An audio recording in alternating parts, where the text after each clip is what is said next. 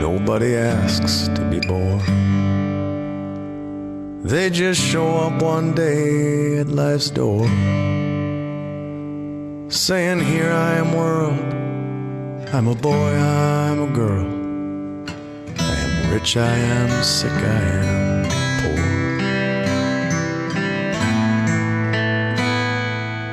Nobody asks to be born.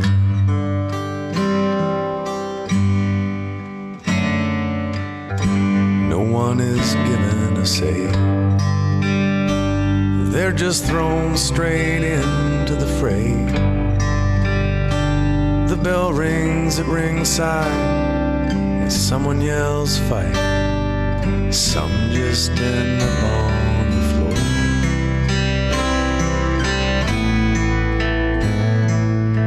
Nobody asks to be born.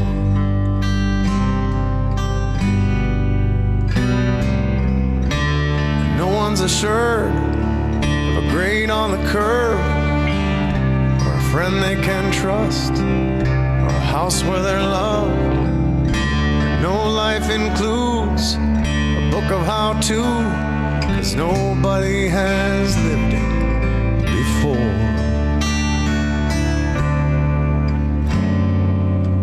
So to all the living be kind. Bless the saint and the sinner alike. And when babies arrive with their unholy cries, don't be surprised by their scorn. Nobody asks to be born.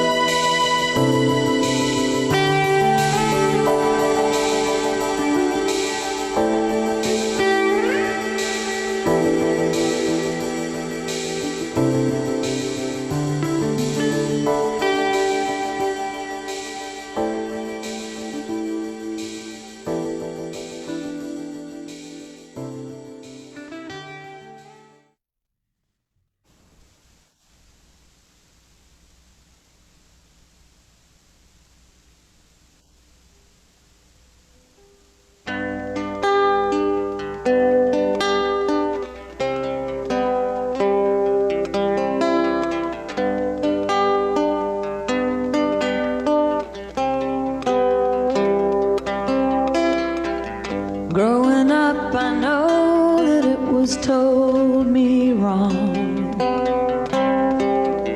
Keep the different colored folk where they belong. They handed me a legacy, the benefit of doubt. It kept us all together, but it kept the others out. I don't think it's gonna work out on its own.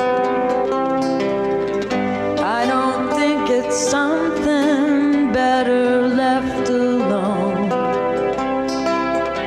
Here we are, a family underneath the sun, fighting for our dignity, forgetting that we're one. Follow your heart to the top of the rainbow, where all of the colors turn to one. There, understand that we can't live divided. It's here for all of us or none. It's the time of man, it's the time of need. It's time we let our prisoners go. If we free our minds, we can free the world.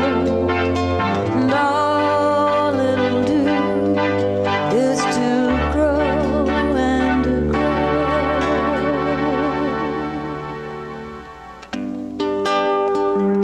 Yeah, I know how hard it is to see through the world exactly where we live, standing with convictions no one seems to understand. Mother Earth is crying just to see us hand in hand. Follow your heart to the top of the rainbow, where all of the colors turn to one.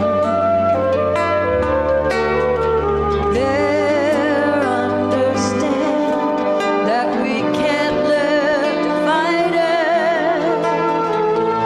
It's here for all of us or none. It's here for all of us or none. It's here for all of us or none.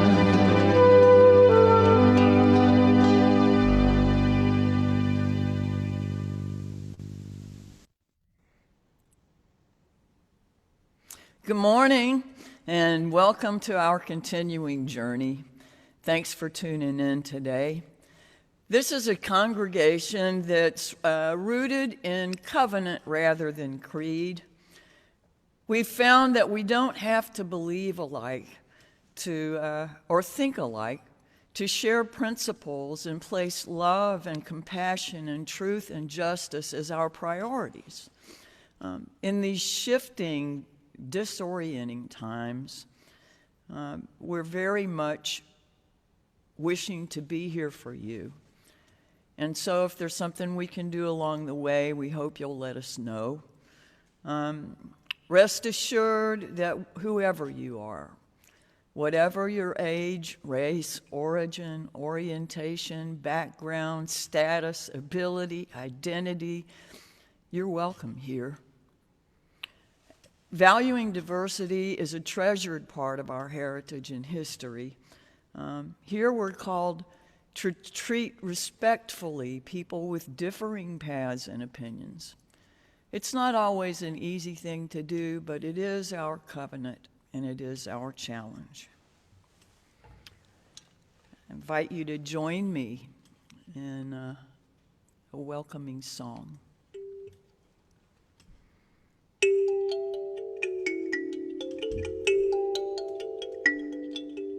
Come, come, whoever you are, conjurer, worshiper, lover of leaving. Ours is no caravan of despair. Come, yet again come.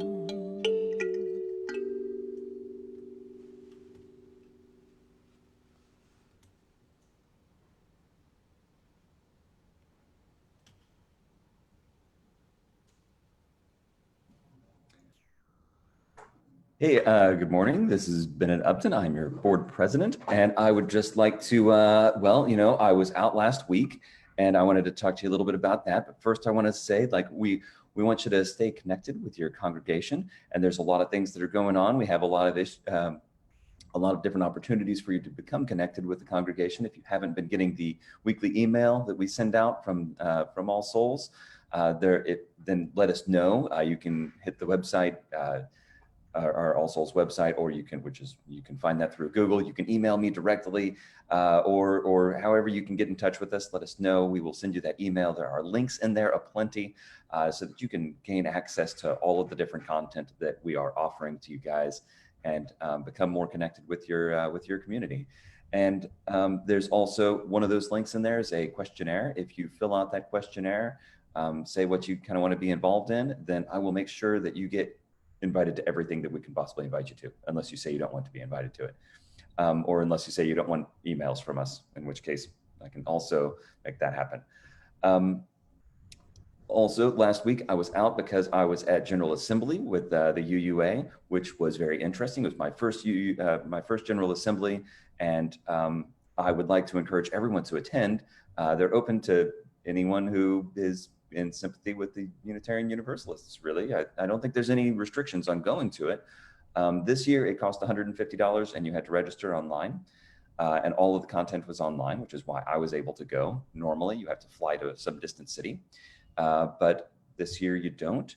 And there are a ton of things that you can get involved in, a lot of different ways that you can get involved in your denomination, and a lot of different things that you can see, you can see that are parts of our denomination. It goes much deeper than you may think. Our congregation here in Shreveport is one very interesting and almost seems like a frontier of Unitarian Universalism. Even though it's been here for quite a while, it's still a frontier land. So anyway, it was very interesting. I'm very glad that I was able to attend, and I hope next year you'll be able to attend. They will have more online options next year and a richer experience. And possibly, if the whole pandemic thing goes away, then we'll have in-person content as well next year. But a look at the headlines suggests that we may be doing this online for quite some time. Anyway, thank you, Barbara, and I'm going to hand it over to Susan. Good morning. I'm Susan Caldwell, and I'm the Director of Lifespan Religious Education at All Souls, and I am happy that you are here with us this morning. Thank you, Bennett. By the way, happy birthday, Bennett. I will just go ahead and say that to the world. And we are thankful, very thankful that you were born, and so that makes us very happy. I want to tell you we're doing something a little different today. First of all, we will not have family religious education right after church today like we usually do. We're taking a little break for the holiday weekend, but we are going to have a virtual coffee hour where you can join us on Zoom and actually kind of interact with each other in real time.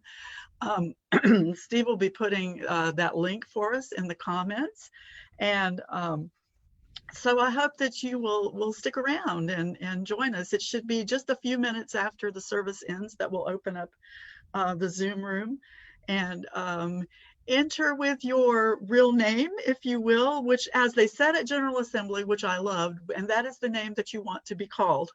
And so we would love to have you join us. Also, want to say that next Sunday at 2 p.m. We're going to try again to meet with our middle school and high schoolers. So we hope that y'all can join us then. If that's going to be a bad time, if you'll reach out and let me know, send me a text or whatever, and let me know that that's just, not the best time, and we'll work on a time. But we're going to just start that. We're going to try that for 2 o'clock on next Sunday, the 12th, I believe that is, next Sunday, July 12th. And we'll just kind of check in, maybe play a couple of games, and maybe see what else we want to do going forward. I, again, appreciate everyone being here, and I will turn it back over to Barbara.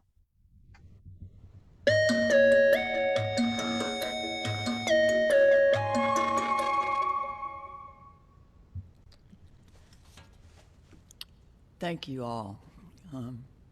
As in the Old English roots of the word worship, we come now to elevate and contemplate matters of worth. And in a community where those are varied and many, it's up to us to name and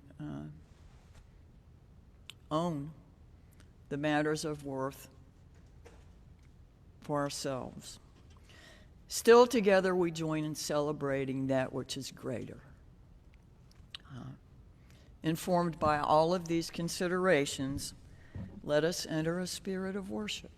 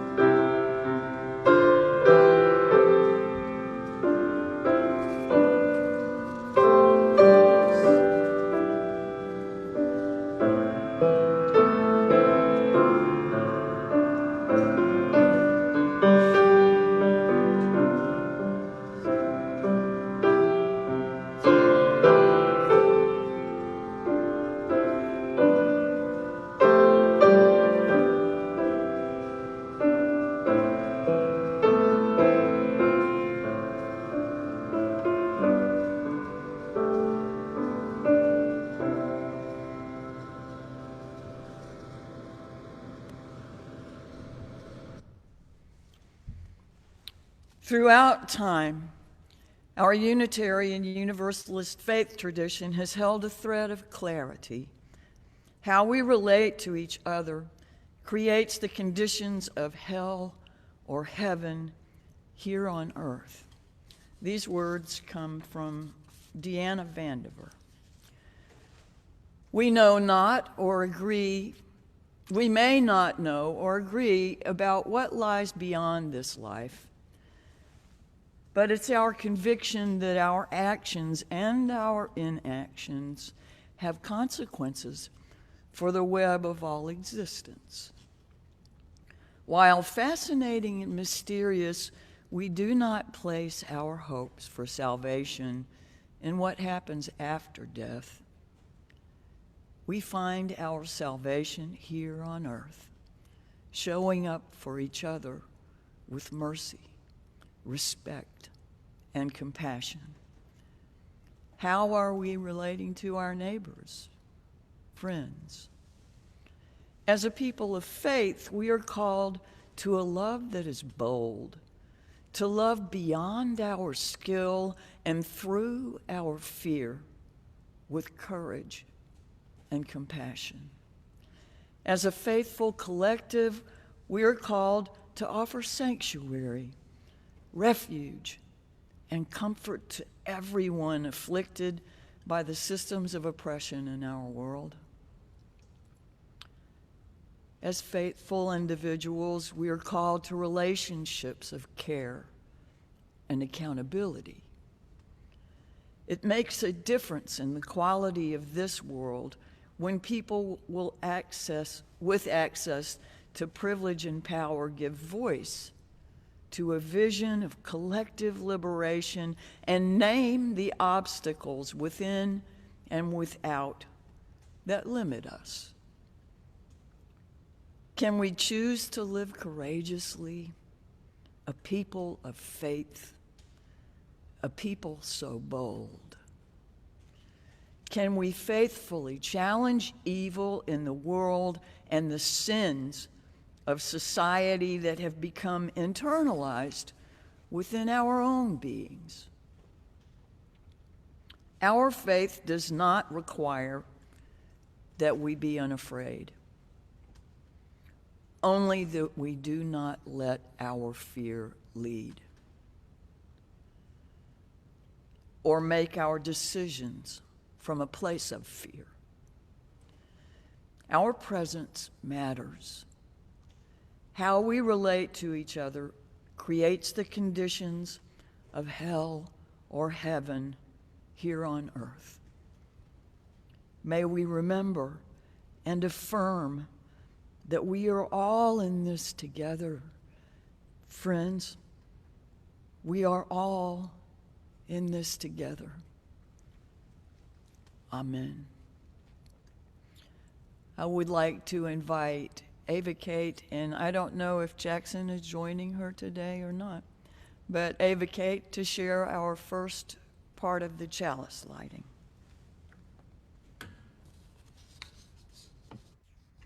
We light this chalice to celebrate Unitarian Universalism.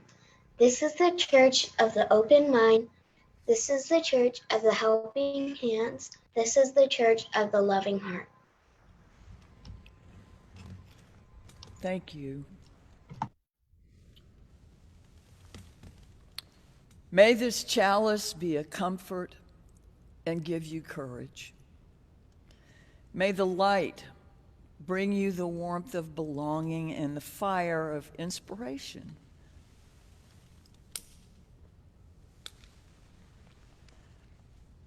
Again, these words come from Deanna Vandiver. We light this chalice, symbol of our faith alive in this world, naming our vision of collective liberation and daring to remember each other into beloved community. And these words from Martha Capo.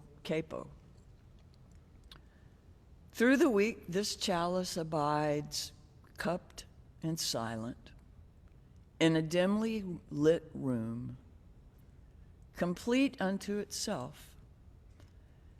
Today, we come together as a community of faith, even across the distance. Our individual energies combine to spark the flame of truth. May we each draw strength for the other, and like the chalice, may we be bathed in the fire of commitment to social justice, equity, and peace. I'd like to invite Tina Hines to share with us our unison affirmation, and will you say that with us as you will, please? Love is the doctrine of this church. The quest for truth is its sacrament, and service is its prayer. To dwell together in peace, to seek knowledge in freedom, to serve human need, to the end that all souls shall grow into harmony with the sacred. Thus do we covenant with each other.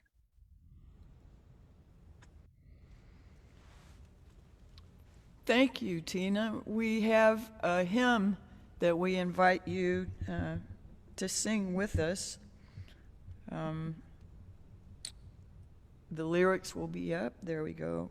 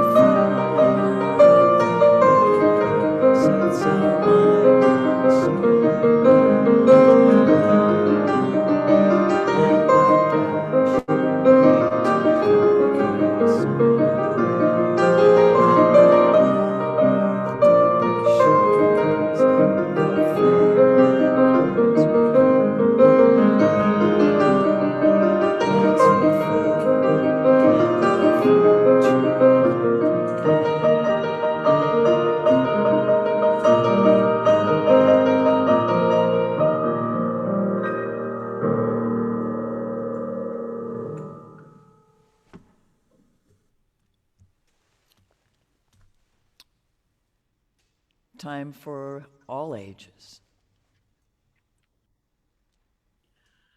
So today we're presenting our Emerson Award to Dr. Pam McPherson. And when we think of Ralph Waldo Emerson and the whole gang of the Transcendentalists, we often think of what they meant for opening our minds toward new ways of looking at God and spirituality. What we often forget or lose sight of is that they were very involved activists in their day for the abolition of slavery, for the rights of women.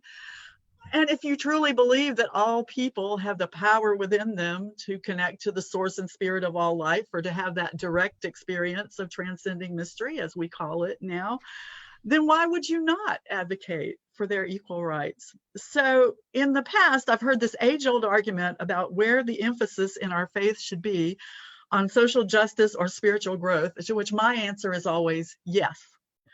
So in that spirit, I would like to spend a little time exploring how we can all be activists in our way, all doing whatever we can do with our own capabilities at any age. And I'd like to ask Ava Kate Peck to help me out with this. Ava Kate is 10 years old, and she is an activist in her own right who has spoken out in a number of ways on a number of issues. And it's how she came to know our speaker today. So I'd like to ask you first, Ava, what made you decide to become an activist? I felt bad for the kids in cages, and Dr. McPherson inspired me to write letters. And so what kinds of things have you done to speak out on the things that matter to you? I wrote letters to the president, asked him to stop putting kids in cages, and let them see their parents. I also spoke at marches about immigrant children in cages, and talked about why the kids need their parents and should not be in jail. So if other kids want to get involved, how would you suggest that they get started? Kids can talk to their families and friends about the issues that are important to them that they are learning about. Kids can write letters to the government, ask for changes to the laws so that things will be more fair. They can go to protests and marches if their parents let them, will take them, I mean. Or if they're old enough, they can organize or march or protest themselves. Or they can raise money for things that are important to them. They could also volunteer to do community service. So Ava, tell me how your Unitarian Universalist faith inspires you to act for justice in the world. UUs believe that every person is important and should be treated fairly and kindly. So I wanted to do things to help make sure everyone is treated that way. UUs also believe that everyone should have a vote and a voice, and so I used mine to help other people. We also believed in work for a peaceful, free, and fair world. So when we see something that isn't fair and people who aren't free, we should speak up.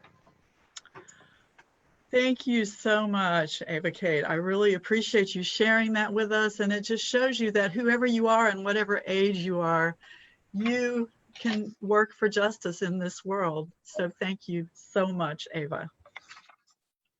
You're welcome.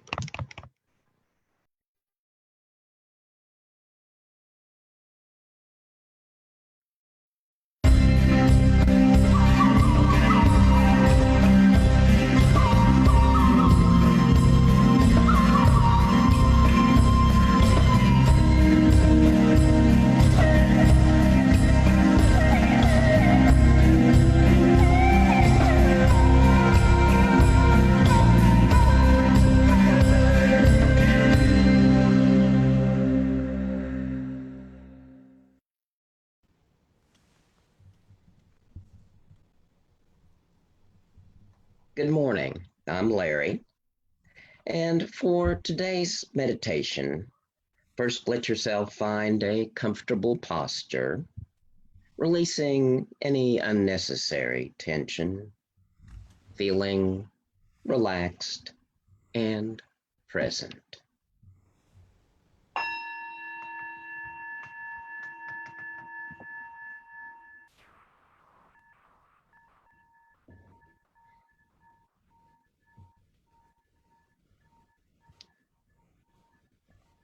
Begin by taking a few deep breaths and imagine that you are breathing in and out of your heart space. Let your breath be kind and nurturing as it deepens. And now notice the flow of your breath and how it mirrors the rhythms of your experience, the changing balance of your attention, in and out, inside and outside, self and other, one and many, individual and community. And looking deeply, notice the interconnection between all the parts of that rhythmic flow of experience. Reflect. As I look within at what is most personal and unique to me, I find my community. The life and passion that moves my breath and body depends on the gifts of time and energy of others. Even my most private thoughts are framed in a language evolved and refined by generations that came before me. My ideas and values are built on a foundation inspired, encouraged, and challenged by others. And if I look outward to the world and community that surrounds me, I see that every thought, every intention, every act is part of the whole that is humanity. Just as a butterfly flapping its wings in the rainforest influences the birth of storms across the ocean, my thoughts and values, my actions, influence the healing rain of peace and justice. I find no separation between self and other.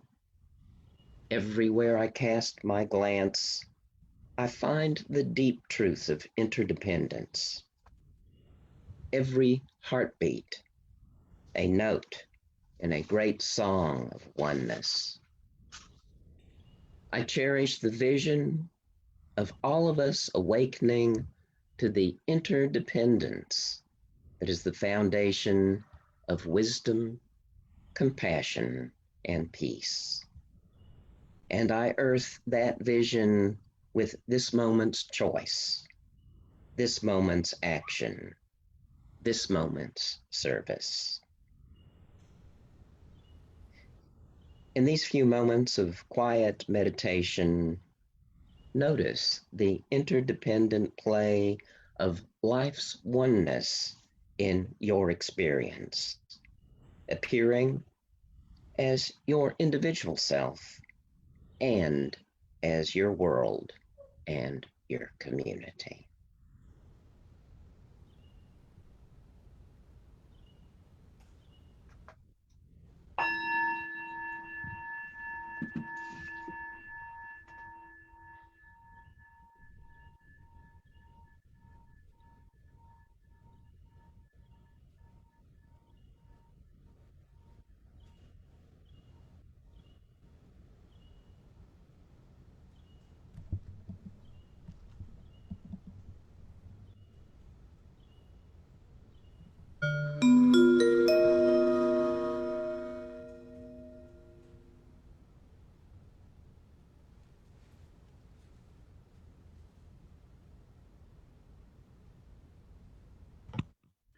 Good morning. It's my privilege to get to welcome Dr. Pamela McPherson to the virtual All Souls pulpit this morning. If you attended the service in which she spoke last summer, I'm sure you're looking forward to hearing from her again as much as I am. Dr. McPherson is a medical doctor and has practiced medicine for more than 30 years. She is board certified in general psychiatry, child and adolescent psychiatry, and forensic psychiatry. She works as a child and adolescent psychiatrist at the Shreveport Behavioral Health Center, which is a regional state-sponsored clinic in Northwest Louisiana. In addition to her clinical duties, Dr. McPherson teaches child and adolescent psychiatric fellows and forensic psychiatric fellows at the LSU Health Sciences University in Shreveport as gratis faculty. Dr. McPherson has testified as an expert witness in both juvenile and adult matters and has participated in research, presenting at national and international conferences regarding the mental health of justice-involved youth. Dr. McPherson has a special interest in juvenile justice, and specifically in the conditions of confinement. In addition to acting as an expert for the Civil Rights and Civil Liberties Office of the Department of Homeland Security, she's acted as an expert on mental health services to justice-involved youth in pre-adjudicatory and post-adjudicatory juvenile facilities for the United States Department of Justice and for the Youth Law Center. She has served as a subject matter expert in mental health for the U.S. Department of Homeland Security since 2014. Dr. McPherson and her colleague, Dr. Scott Allen, have recently been recognized by Physicians for Human Rights for their work and role in alerting Congress to the conditions in the U.S. ICE family residential centers. Drs. McPherson and Allen wrote a letter to Congress raising concerns about the conditions in which immigrants, and especially immigrant children, were being detained. Their letter prompted 14 professional medical organizations to immediately echo those concerns, and also resulted in congressional oversight hearings to examine the issues that were identified by Drs. McPherson and Allen. Drs. McPherson and Allen were the recipients of the 2019 Human Rights Hero Award because of their efforts. Along with Scott Shugart, she and Dr. Allen also received the 2019 Ridenhour Truth-Telling Prize.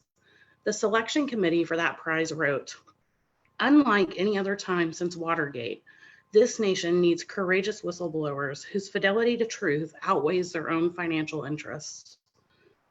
Today, 3 such individuals have emerged to alert us to the abuses that children and families are experiencing as a result of policies and practices on our borders.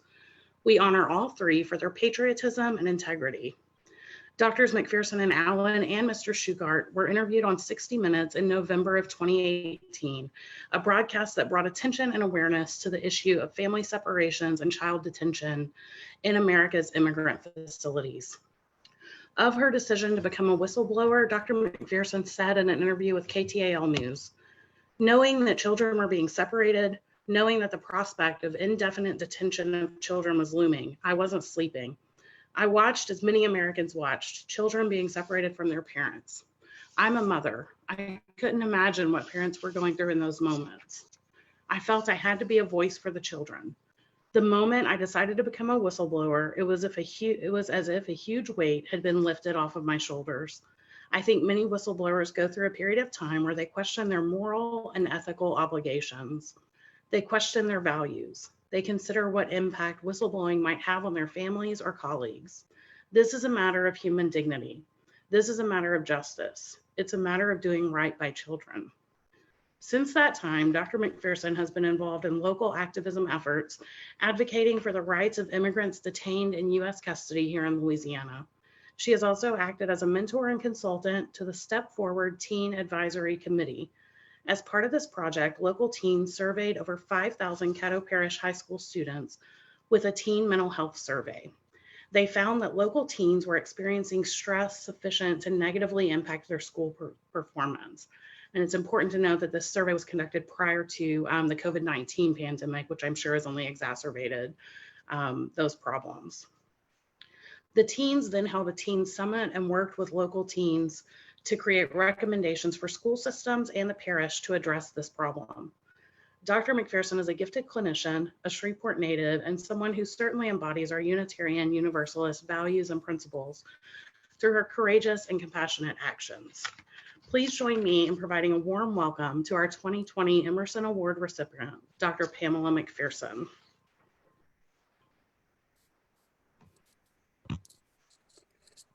Good morning, everyone, and thank you, Jennifer, for that most kind introduction. I thank you all for inviting me to join you this morning. I'm most humbled by your recognition, particularly because I count so many among you as kindred spirits, people I admire and people who inspire me. This morning, I would invite you to ponder the words you live by. What are the 2 or 3 words that define you? At your core, what drives you and provides meaning? For me, those words, my touchstones, are science and justice. I thank you for indulging me with the opportunity to explore the inspiration behind these words. As the daughter of educators, I grew up with science. I had my first chemistry set at 6. It seemed like magic to mix chemicals and see colors change or vanish completely. Young children are natural scientists. They observe, then repeat their experiments until they achieve mastery. Think of the young child who wants to hear the same story read over and over again, even to the point that she turns the pages and recites the book from memory, rehearsing for reading skills she's trying to learn. Through such experiments, children learn to appreciate the beauty of knowledge and reason. Of course, real science nerds retain that childlike wonder and fascination about the universe, or at least that piece of it that we strive to understand. Like a persistent toddler, we just can't stop asking why, using imagination to experiment and fuel new ideas and possibilities. Unlike a parent who may tire of the constant whys, science invites us to ask questions. Science puts a rigor to our questioning and reminds us there is a method to test and challenge ideas. By adolescence, we may have become suspicious of magic. Science is like an adolescent because science relies on the knowledge gained in the past, but challenges the past knowledge at the same time, not accepting the status quo without questioning. I like the challenge to the status quo from my teenage patients. They are testing their hypotheses about the world at a deeper level.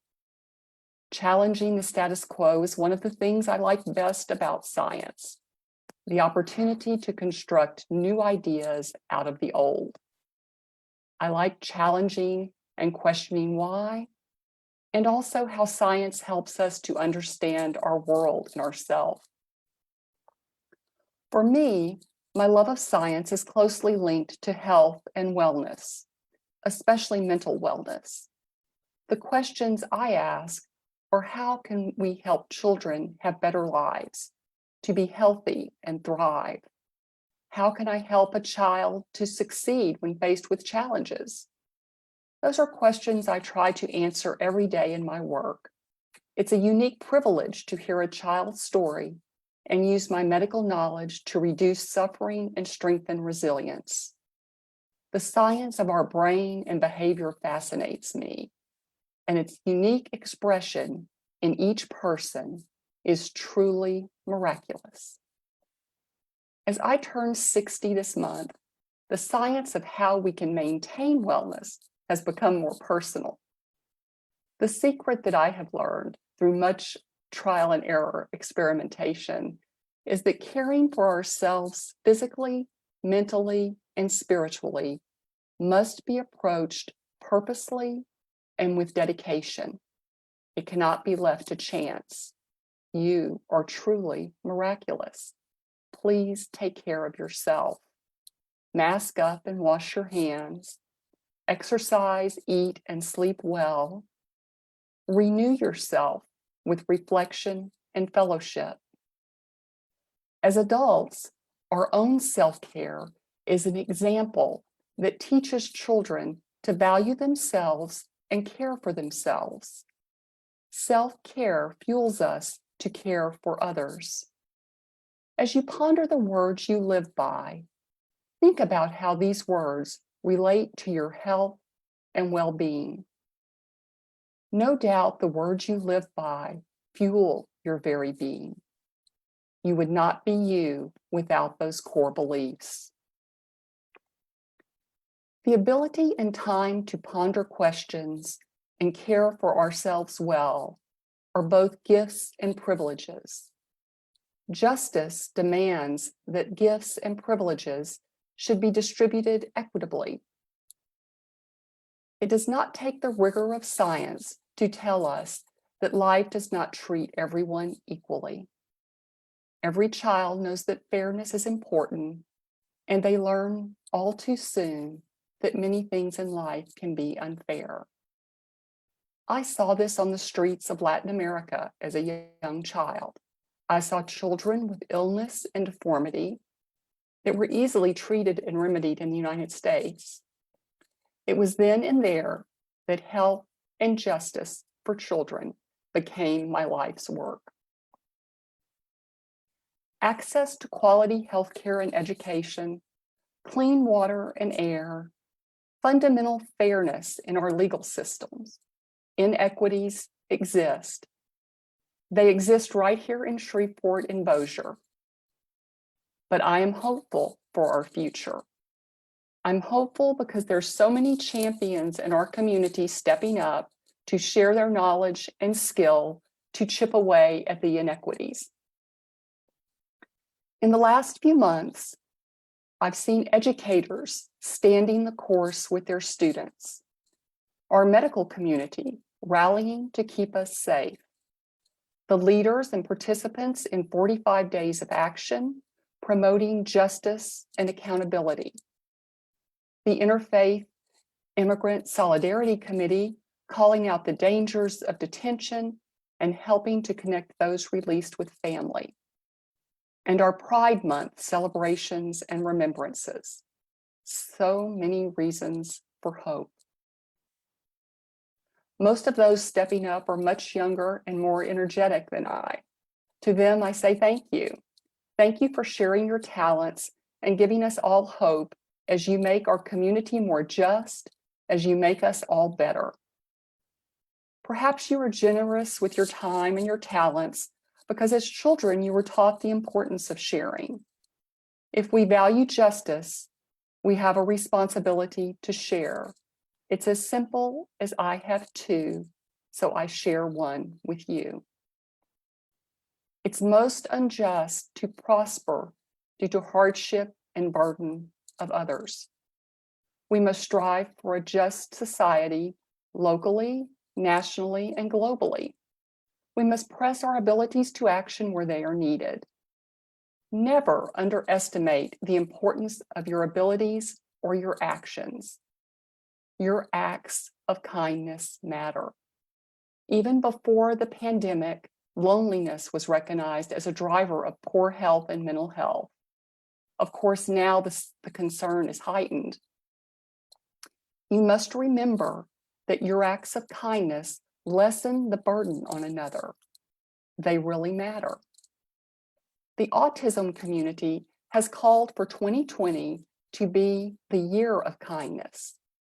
Autism Speaks has issued the Kindness Challenge, calling on us to post messages of kindness and inclusion on social media and challenging our friends to do the same.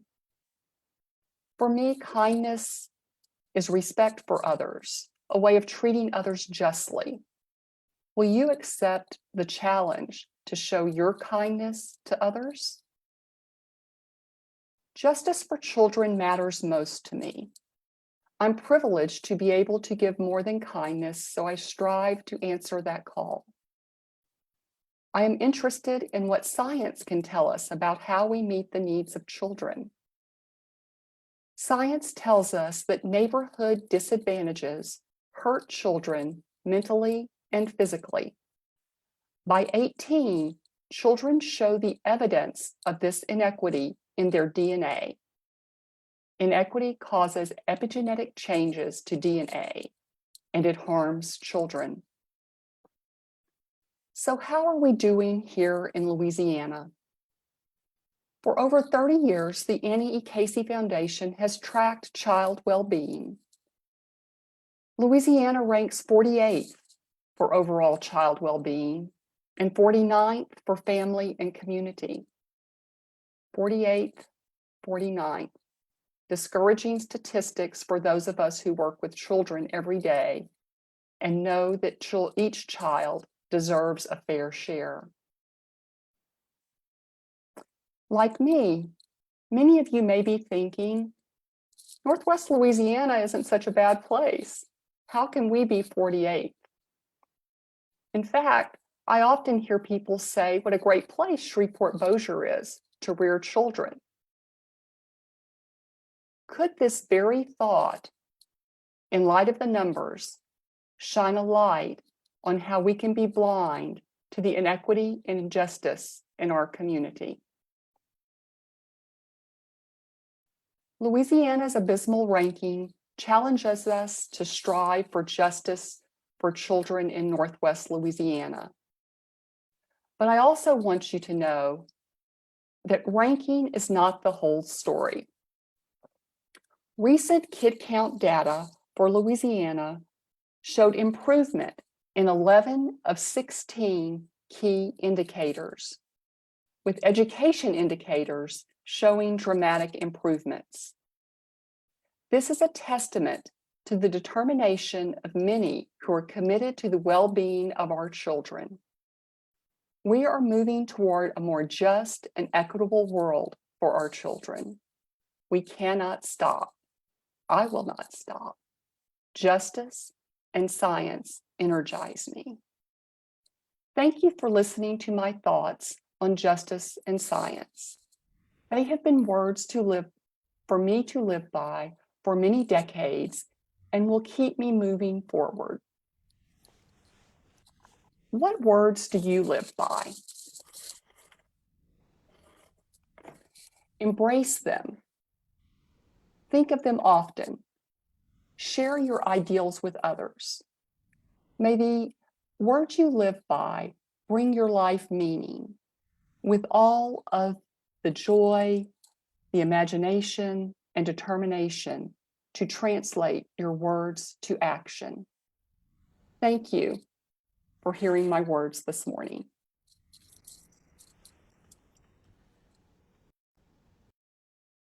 Thank you so very much, Dr. McPherson.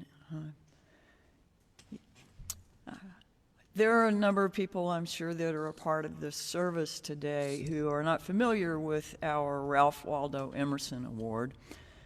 Each year, this congregation presents our one award to some individual or organization from the broader community, a non-member, who stands out as exemplifying our principles and our values and the spirit of liberal religion around which this congregation is formed.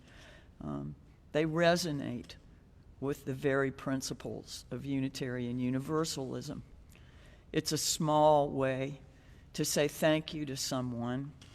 And today, with deep respect, we are proud and very happy to give this honor, present this honor, even if virtually for now, to Dr. Pamela McPherson.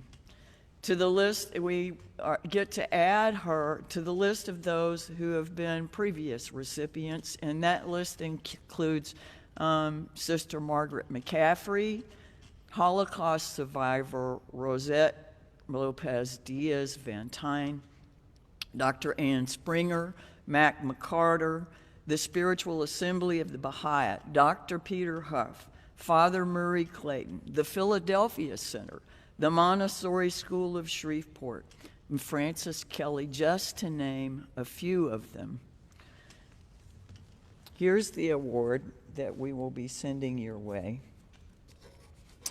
On it is written, Ralph Waldo Emerson Award, presented by All Souls Unitarian Universalist Church of Shreveport, July 5th, 2020, with grateful appreciation to Dr. Pamela McPherson in honor of her work to expose the treatment of children in detention at our nation's border, exemplifying her courage and commitment to the well-being of children and to the truth. Such life-saving actions are the embodiment of justice, equity, and compassion in human relations, and a resounding affirmation of our connection to each other and to all life in the interdependent web of existence. We will certainly be getting this to you soon. Will you please, in whatever virtual way you can, lift your gratitude and thanks to Dr. McPherson. Woo-hoo! I'm sorry we can't be together for you to hear the rousing applause that's happening right now, the standing ovation you would no doubt receive with us waiting some time for that applause to drop down.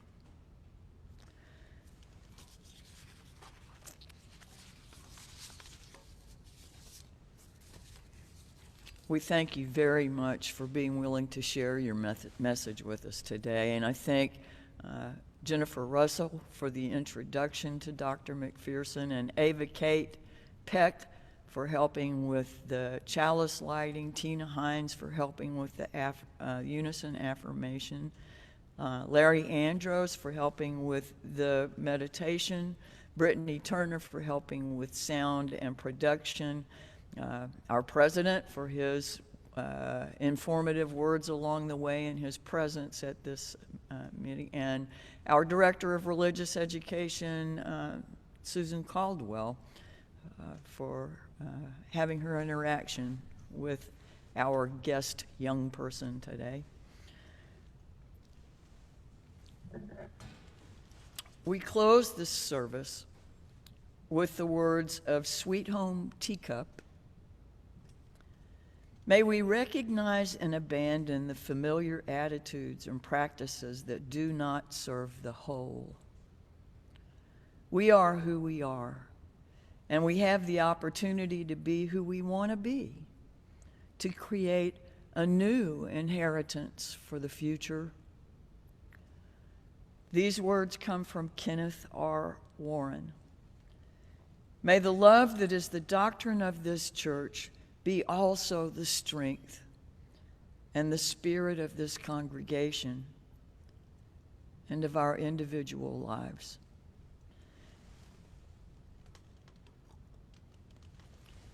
As Dr. McPherson shared, we need to be able to identify our core values simply enough to hold them up for ourselves every single day, to walk into them with a bold love and not let fear lead us as we go out seeking to build beloved community with compassion, justice, and truth.